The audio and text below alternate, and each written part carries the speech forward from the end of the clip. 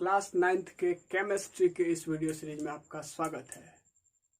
हम बात कर रहे हैं मैटर इन आवर सराउंडिंग की, और इससे पहले हम लोगों ने इस काफी सारे कॉन्सेप्ट्स को समझ लिया है। लास्ट क्लासेस में हम लोगों ने प्लाज्मा और बीईसी स्टेट के बारे में देखा था। आज हम लोग वहां से कंटिन्यू करेंगे वहां के आगे की जर्नी।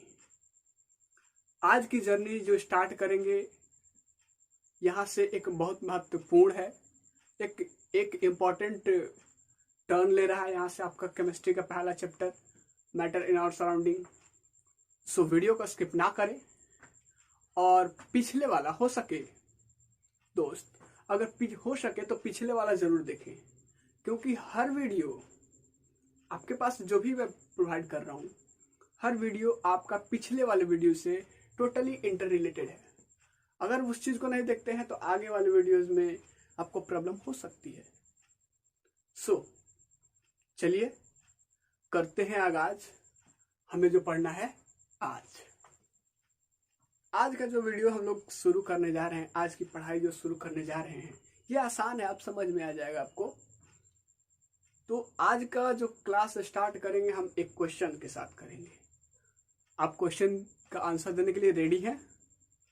चलिए दोस्त, क्या कभी आपने कोई एक्सपेरिमेंट किया है या कभी किसी सॉलिड स्टेट ऑफ मैटर को लिक्विड स्टेट में कन्वर्ट करने की कोशिश की है, चेंज करने की कोशिश की है?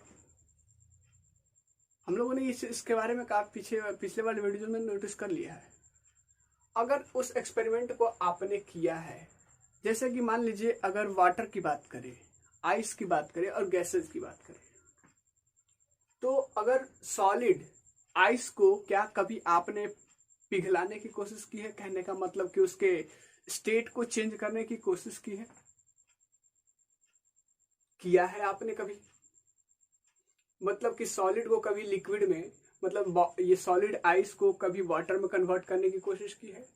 अगर किया है, बेशक आप लोगों ने किया होगा, अगर किया है तो मेरा क्वेश्चन वही से है कि क्या आपने जब वो कन्वर्ट करने की कोशिश की तो उस समय क्या आपको कुछ चेंजिंग होता हुआ दिखाई दिया? क्या उस समय उसका टेम्परेचर चेंज होते हुए दिखाई दिया? जैसे मान लीजिए एक बीकर में आप किसी चीज में आप ले लेते हैं, एक बर्तन में सॉलिड आइस ले लेते हैं, उसको जब गैस के ऊपर रखते हैं तो जनरली वहां का टेम्परेचर जब हम लोग ज्यादा देते हैं, हीट एनर्जी प्रोवाइड करते हैं गैस की मदद से, तो क्या वहां पे जो आइस जो पिघल रहा है उसका टेम्परेचर चेंज हुआ है? क्या आप वहां पे थर्मोमीटर लगा करके चेक किए हैं कि ये टेम्परेचर चेंज हो रहा है कि नहीं हो रहा है? अगर नहीं किया है तो करके देखिए। अगर किए हैं तो अच्छी बात है।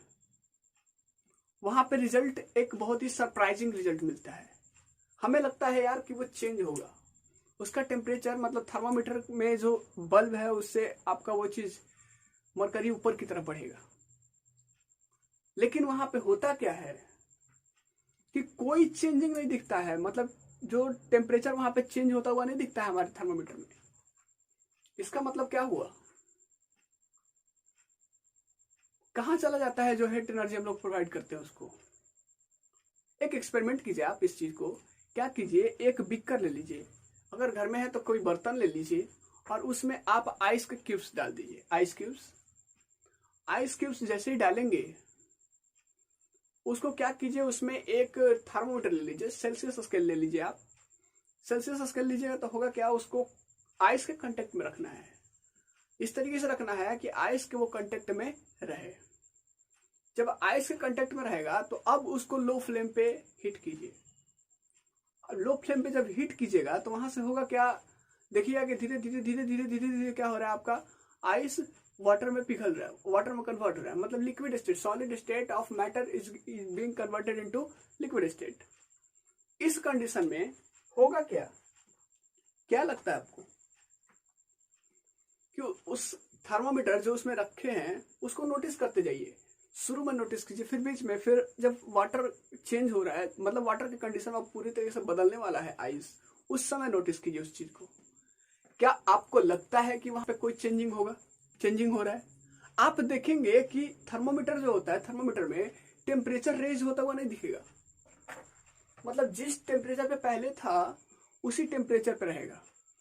इसका मतलब क्या हुआ? कहां चला जाता है जो हीट एनर्जी हम लोग प्रोवाइड करते हैं? ये हीट एनर्जी आखिर होता क्या है?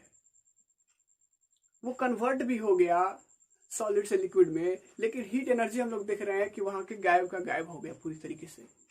कहां चला जाता है हीट एनर्जी?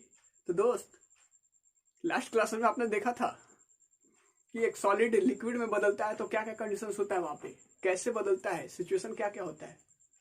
सो वहीं से स्टार्ट करते हैं, वहां से स्टार्ट करेंगे और आगे की तरफ बढ़ेंगे।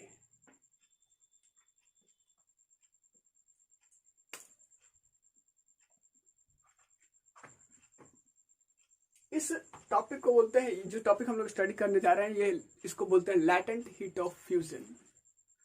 लैटेंट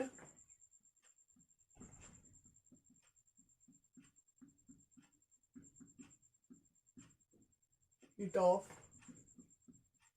फ्यूजन, ये क्या है इस चीज को समझेंगे, लेकिन यहां पे जरूर देखिए। लैटेंट हीट ऑफ फ्यूजन, आप जो वहां पे हीट जो यूज हो जा रहा था, नहीं दिख रहा था, वो क्या हो रहा था? अब जरा लास्ट क्लास की थोड़ा सा मेमोराइज कीजिए। उसमें क्या हो रहा था? एक सॉलिड को लिक्विड में कन्वर्ट होने में, एक सॉलिड जब लिक्विड में कन्वर्ट होता है तो वहां पे क्या होता है? उसके जो दो पार्टिकल्स के बीच में जो फोर्स ऑफ अट्रैक्शन होते हैं,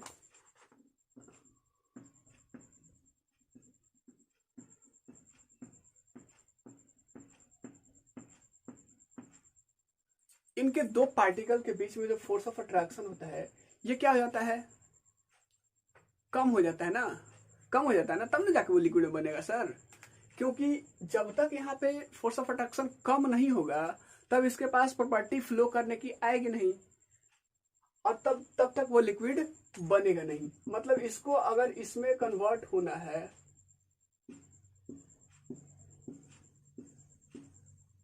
तो इनके दो पार्टिकल के बीच में डिस्टेंस से ज्यादा होना चाहिए, और दूसरी चीज फोर्स ऑफ अट्रैक्शन कम होना चाहिए, तब ना दो पार्टिकल्स आसानी से वो चीज मूव कर सकता है, और मूव करने की वजह से वो फ्लो करने की प्रॉपर्टी आती है। तो यही चीज होता है यहाँ पे। होता क्या है कि जो हीट एनर्जी आप दे रहे हैं, जो हीट एनर्जी आप इसको दे रहे हैं, वो क्या हो रहा है? वो हीट एनर्जी यूज्ड हो जा रहा है इसके फोर्स ऑफ अट्रैक्शन को क्या करने में? ओवरकम करने में। ओवरकम कहने का मतलब इस पे निपटारा पाना, ये जीत पा लेना, मतलब इस चीज को कम करने में, फोर्स ऑफ अट्रैक्शन को क्या करना है? कम करने में। जो आप हीट दे रहे हैं वो चीज क्या हो जा रहा है? यूज्ड अप हो जा रहा है। अब यूज्ड अप हो जा रहा है तो क्या आपको वो हीट दिखेगा? वो हीट एब्जॉर्ब होगा? नहीं होगा। बिना इसके काइनेटिक एनर्जी को चेंज हुए, बिना इसके काइनेटिक एनर्जी के चेंज हुए, ये क्या हो जा रहा है? इसके फोर्स ऑफ अट्रैक्शन क्या हो जा रहा है? कम हो जा रहा है, और जिसकी वजह से ये लिक्विड में बदल जा रहा है। जब तक लिक्विड में नहीं बदलता है तब तक आपका उसमें कोई चेंजिंग टेम्परेचर में रेजिंग नहीं दिखेगी। अब चूंकि यहाँ पे फोर्स ऑफ अट्रैक्शन वीक हो गया पहले से, जब फिर फोर्स ऑफ अट्रैक्शन कमजोर हो गया, तो अब क्या होगा? यहाँ पे काइनेटिक एनर्जी इंक्रीज नहीं कर रहा है। काइनेटिक एनर्जी, इसके पार्टिकल्स का काइनेटिक एनर्जी इंक्रीज नहीं कर रहा है। जब इंक्रीज नहीं कर रहा है तो क्या इसके पार्टिकल, क्या उसका टेम्परेचर में रेज दिखेगा? टेम्परेचर में इंक्रीमेंट दिखेगा? टेम्परेचर जो बढ़ रहा है वो दिखेगा? नहीं दिखेगा, क्योंकि यहाँ पे काइनेटिक एनर्जी नहीं बढ़ रही है। अब काइनेटिक एनर्जी जब नहीं बढ़ रही है तो वो चीज क्या होगा? उसका टेम्परेचर रेज होता हुआ दिखेगा नहीं। मतलब एक वर्ड में कहे तो उसका जो हीट है, जो हीट एनर्जी उसको प्रोवाइड किया जा रहा है, वो क्या हो जा रहा है? हिडन हो जा रहा है, छुप जा रहा है। और छुप कैसे जा रहा है? इनके दो पार्टिकल्स के बीच में जो फोर्स ऑफ अट्रैक्शन है उसको क्या करने में? ओवरकम करने में। The heat energy are used up to overcome the force of attraction between the particles of the solid state of matter. इतना आपको क्लियर है? अब जरा देखिए, लैटेंट हीट ऑफ फ्यूजन इसी को बोलते हैं sir. Latent heat of fusion इसी को बोलते हैं। लैटेंट की बात करें तो लैटेंट एक ग्रीक वर्ड है और इसका मतलब होता है हिडन।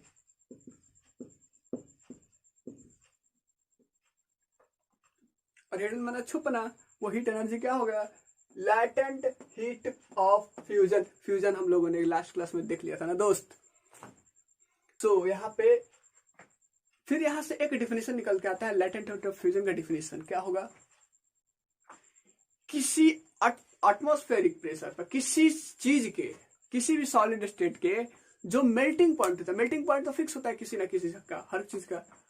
तो मेल्टिंग पॉइंट पे एक नॉर्मल एटमॉस्फेरिक प्रेशर पर बात कर रहा हूं, नॉर्मल एटमॉस्फेरिक प्रेशर पे बात कर रहा हूं मैं, कि किसी सबस्टांसेज के मेल्टिंग पॉइंट पे 1 kg सॉलिड सबस्टांसेज को लिक्विड में कन्वर्ट करने में जितना हीट एनर्जी की जरूरत होती है, जितना हीट एनर्जी की जरूरत होती है उसी को उसका बोलते हैं लैटेंट हीट ऑफ फ्यूजन। तो क्वेश्चन था यहां पे लैटेंट हीट ऑफ फ्यूजन किसको बोलते हैं, the amount of heat energy that is required to convert 1 kg of solid into liquid at atmospheric pressure at its melting point is said to be latent heat of fusion। इस चीज को लिखते अगर लिखने की बात करें तो लिख सकते हैं आप, लेटेंट हीट ऑफ फ्यूजन क्या होता है। लेटेंट हीट ऑफ फ्यूजन से पहले आप वो पॉइंट्स लिख दीजिए कि वहां पे एनर्जी क्या हो जाता है, वो एनर्जी कहां पे चला जाता है।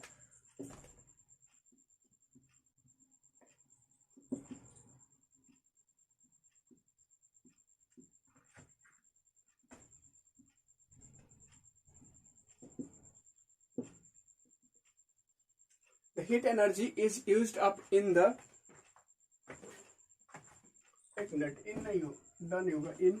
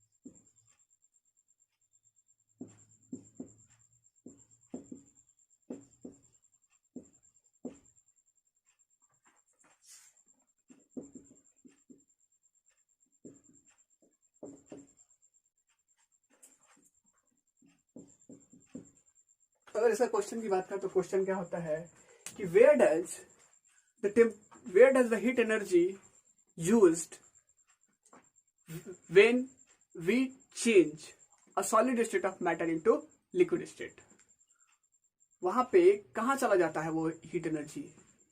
तो यही चीज इसका आंसर होगा, the heat energy is used up in overcoming the force of attraction between the particles of solid state during change of state without increasing the kinetic energy। कह रहा है कि जो हीट एनर्जी होता है, जो हीट एनर्जी होता है वो क्या हो जाता है, यूज्ड अप हो जाता है किसमें, in overcoming the force of attraction between the particles of a solid state. Solid state के बीच में, सॉलिड स्टेट के पार्टिकल्स के बीच में जो फोर्स ऑफ अट्रैक्शन रहता है उसको ओवरकम करने में वो हीट एनर्जी क्या हो जाता है, यूज्ड अप हो जाता है, छुप जाता है, without increasing the kinetic energy, बिना काइनेटिक एनर्जी को इंक्रीज किए हुए। अब चूंकि इसलिए काइनेटिक एनर्जी जब यहाँ पे क्या हो रहा है, काइनेटिक एनर्जी जब यहाँ पे चेंज नहीं हो रहा है, इंक्रीज नहीं हो रहा है, तो उसका टेम्परेचर भी इंक्रीज नहीं होगा।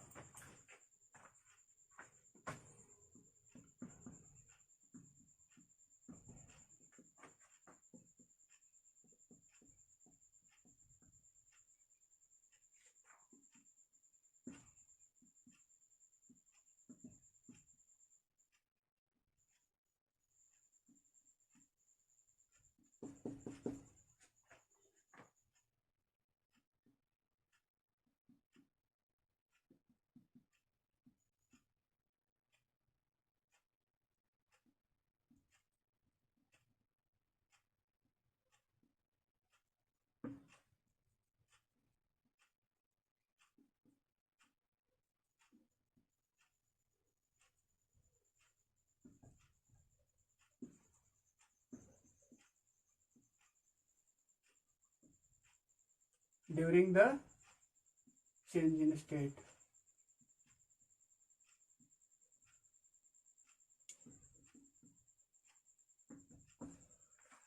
स्टेट के चेंज करने की वजह समय उसका आपका टेम्परेचर चेंज नहीं होगा। इतना क्लियर होगा दोस्त। इसके आगे हम लोग बढ़ते हैं कि क्वेश्चन है हमारा कि लैटेंट हीट ऑफ फ्यूजन किसको बोलते हैं। लैटेंट हीट ऑफ फ्यूजन अब तक समझ में आ गया होगा, सो उसको भी लिख लेते हैं। लैटेंट हीट ऑफ फ्यूजन किसको बोलते हैं? The amount of heat energy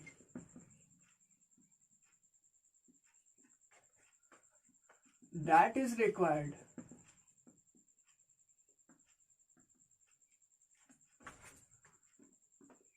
to change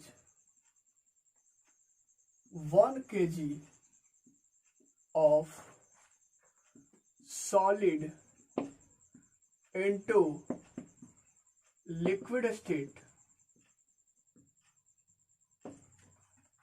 The amount of heat energy that is required to change 1 kg of solid into its liquid होगा, into its liquid state at atmospheric pressure at its melting point। ध्यान दीजिएगा इसको, at its melting point, उसके melting point पे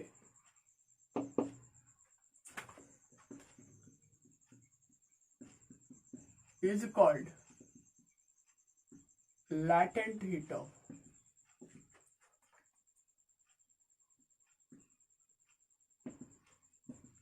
fusion।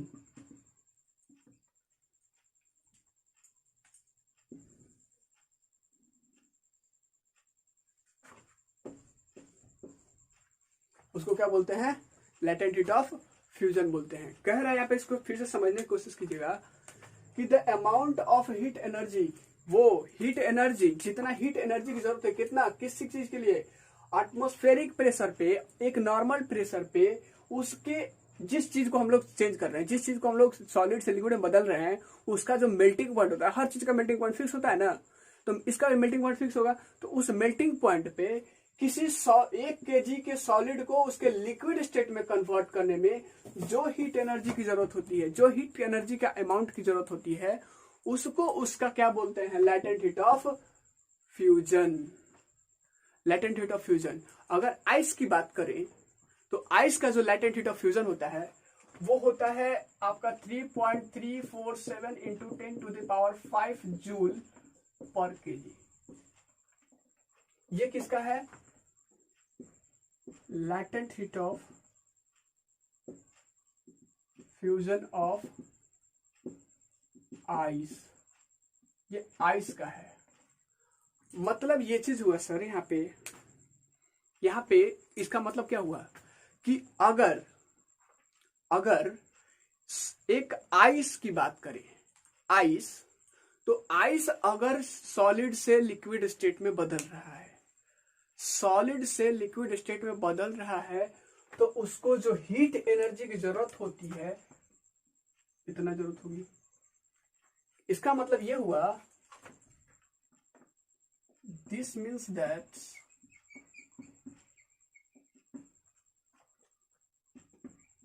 Ice in solid state,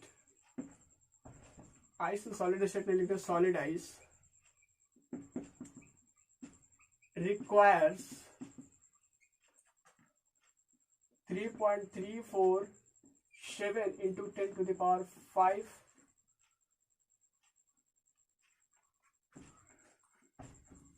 joule per KG heat energy, latent heat energy to get converted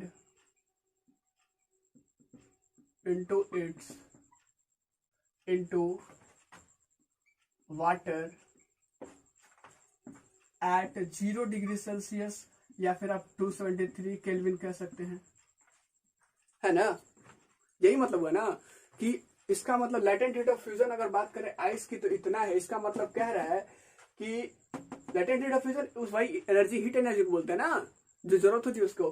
तो इसका मतलब ये हुआ कि सॉलिड आइस को इतना एनर्जी की जरूरत है, हीट एनर्जी की जरूरत है, ताकि वो अपने सॉलिड स्टेट से लिक्विड स्टेट में कन्वर्ट हो जाए 0 डिग्री सेल्सियस पे। 0 डिग्री सेल्सियस पे ये चीज ना। चलिए, latent heat of fusion clear है। एक बात समझने की कोशिश की यहाँ पे कि जो आपका वाटर होता है और आइस होता है, जो आपका वाटर होता है और आइस होता है, दोनों 0 डिग्री सेल्सियस पे एक साथ एग्जिस्ट कर सकता है। 0 डिग्री सेल्सियस पे दोनों क्या कर सकता है, एग्जिस्ट टुगेदर। ये चीज को समझाने से हाँ, एक चीज और यहाँ पे इस यूनिट में दिया है। मैं आपको एक यूनिट कन्वर्सन थोड़ा सा बताता हूँ ताकि आप दूसरे यूनिट में भी इसको कन्वर्ट आप कर सकते हैं। आप बोलते हैं अगर बात करें 1 कैलोरी बराबर, 1 कैलोरी बराबर कितना होता है? 1 कैलोरी बराबर होता है 4.184 जूल। और 1 किलो कैलोरी बराबर तो आराम से निकाल लीजिएगा आप लोग।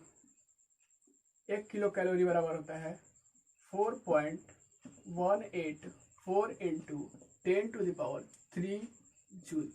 1000 से मल्टीप्लाई हो गया। तो ये चीज आप याद रखिएगा, क्योंकि यूनिट कन्वर्सन यहाँ पे अगर आप न्यूमेरिकल इससे रिलेटेड न्यूमेरिकल्स बनाएंगे तो वहां पे इस चीज की बहुत ज्यादा जरूरत होगी। ये चीज आप हमेशा इस चीज को याद रखिएगा। 1 कैलोरी बराबर होता है 4.184 जूल्स और 1 किलो कैलोरी बराबर होता है 4.184 इंटू 10⁻³ जूल्स। सो यहां से बात करते हैं हम लोग, हाँ बात कर रहे थे हम लोग कि वाटर और आइस 0 डिग्री सेल्सियस पे एक साथ एग्जिस्ट करता है। एक साथ एग्जिस्ट करता है कि नहीं करता है? जरा सोचिए कि 0 डिग्री सेल्सियस ही वो टेम्परेचर है ना जहां से वो चीज मेल्ट करना शुरू करता है। और 0 डिग्री सेल्सियस पे आपका वो चीज पूरी तरीके से वाटर ये मेल्ट करना शुरू करता है। इसका मतलब वहां से पानी के स्टेट में भी रहता है, वाटर के स्टेट में भी रहता है, आपका आइस के स्टेट में भी रहता है, मेल्ट करना शुरू करता है ना। फ्रीज 0 डिग्री सेल्सियस उसका फ्रीजिंग पॉइंट है। 0 डिग्री सेल्सियस उसका फ्रीजिंग पॉइंट भी है और उसका मेल्टिंग, ये उसके सॉलिड स्टेट का उस फ्रीजिंग पॉइंट भी है और उसके लिक्विड स्टेट का मेल्टिंग पॉइंट भी है। नहीं समझ रहे? 0 डिग्री सेल्सियस जब उसको हीट करते हैं हम लोग, जब एक्सपेरिमेंट देखे वहां पे जब हीट कर रहे हैं तो वहां से वाटर के फॉर्म में कन्वर्ट हो रहा है ना सर। तो उसका अगर टेम्परेचर मेजर कर रहे हैं वहां पे थर्मोमीटर से, तो उसका टेम्परेचर क्या दिखा रहा है? वही दिखा रहा है।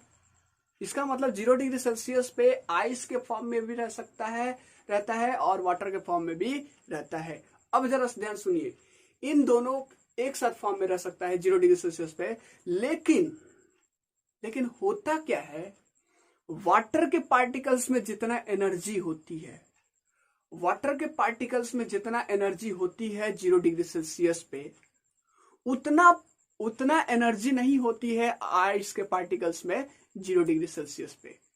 मतलब कहने का मतलब कि एक सेम टेम्परेचर 0 डिग्री सेल्सियस पे आइस के पार्टिकल्स के पास कम एनर्जी होती है in comparison two particles of water. चूंकि जब चेंज होता है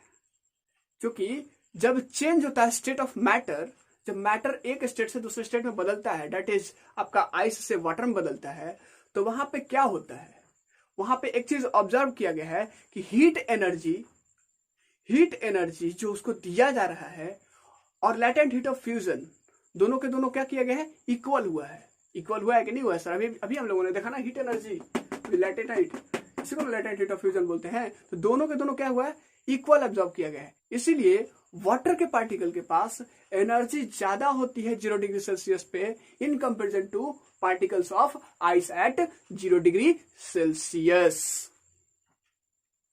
इतना आपको क्लियर होगा। तो इस चीज को हम लोग लिखते भी चलते हैं।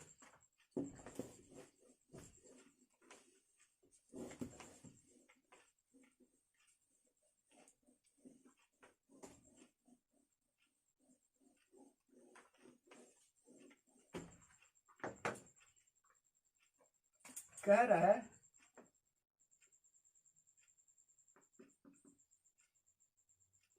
Eight 0 degree Celsius, 0 degree Celsius आपको समझ में आ रहा है 273 kelvin. Ice and water exist together, क्या करता है, एक साथ रहता है। But the particles of water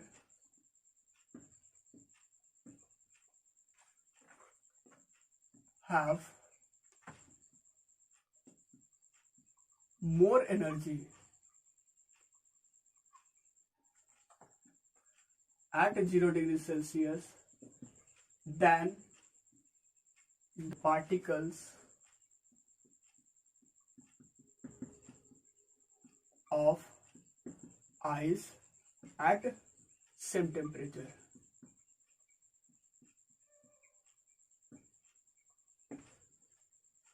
same temperature पे क्या होता है, वो चीज होता है।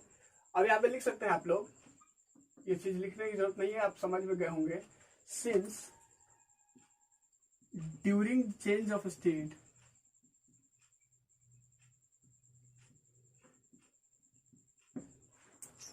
During the change of state that is, आप कह सकते हैं यहाँ पे ice to water, heat energy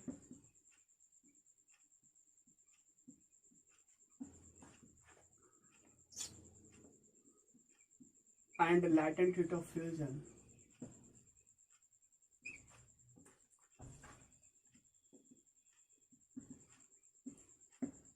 has been observed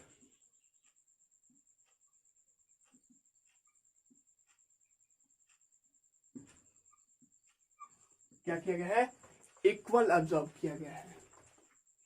दोनों के दोनों इक्वली एब्जॉर्ब किया जाता है, इसीलिए यहाँ पे दोनों के पास, इसके पास पार्टिकल्स ज्यादा और पार्टिकल्स के पास एनर्जी ज्यादा होती है और उसके पास कम होती है। More energy at 0 degree Celsius particles of water as compare to the particles of ice. तो ये एक चीज और कि 0 डिग्री सेल्सियस पे सर आइस जितना इफेक्टिवली, जितना प्रभावशाली तरीके से किसी चीज को, किसी सब्सटेंस को ठंडा कर सकता है, जितना प्रभावशाली तरीके से, जितना इफेक्टिवली किसी सब्सटेंसेस को ठंडा कर सकता है, उतना आपका वाटर नहीं कर सकता है। हमने देखा कि 0 डिग्री सेल्सियस पे वाटर भी और आइस भी दोनों एग्जिस्ट करता है सेम एक जगह एक साथ। वाटर के पार्टिकल्स के पास एनर्जी ज्यादा होती है 0 डिग्री सेल्सियस पे इन कंपेरिजन टू आइस के पार्टिकल्स। यहाँ पे एक चीज और देखने को मिल रहा है यहाँ पे, और दूसरी बात कर रहे हैं हम लोग कि आइस के पार्टिकल्स 0 डिग्री सेल्सियस पे किसी सब्सटेंस को जितना ज्यादा तेजी से अच्छे से ठंडा कर सकता है, उतना आपके वाटर के पार्टिकल्स ठंडा उस टेम्परेचर पे नहीं कर सकते हैं।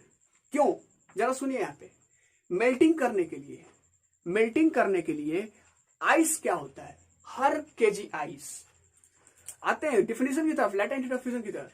हर KG ice, each KG of ice absorb करता है क्या, कितना latent heat of fusion, 3.347 into 10⁵ joule per KG.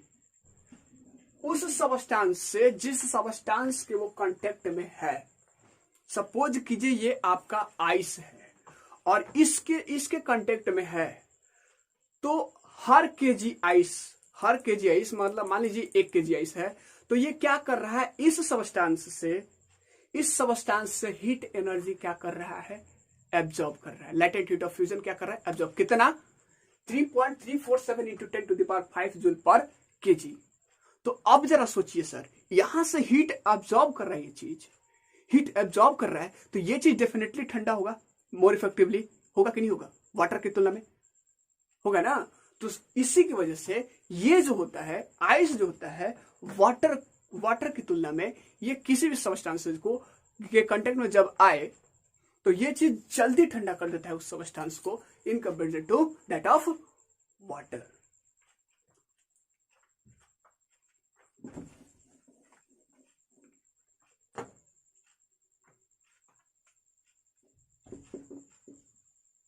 ice at 0 degree Celsius is more effectively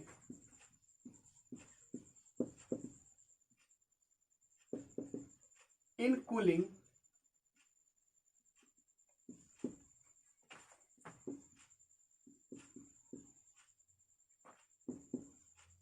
than cooling a substance than water at the same temperature.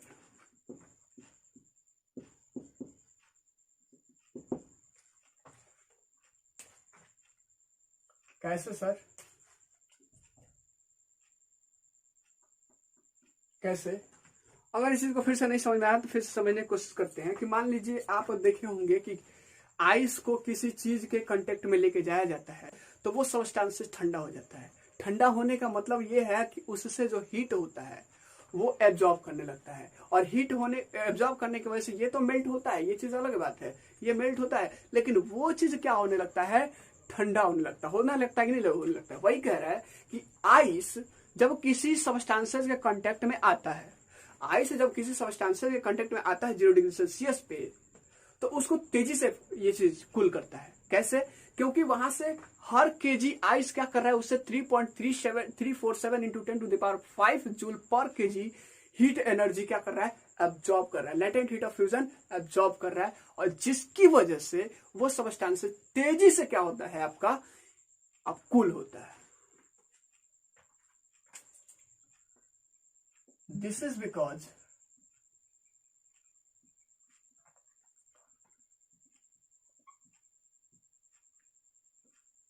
For melting, पिघलने के लिए क्या होता है, ice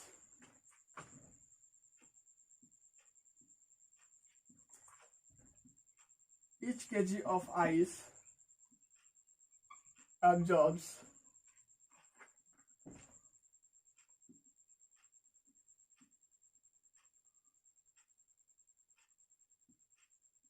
latent heat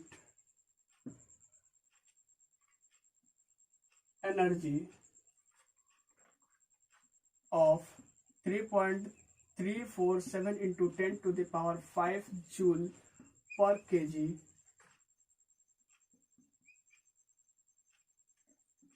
from the substance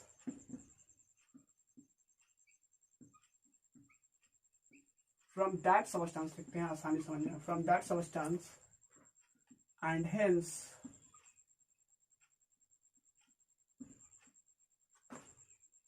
cools the substance more effectively.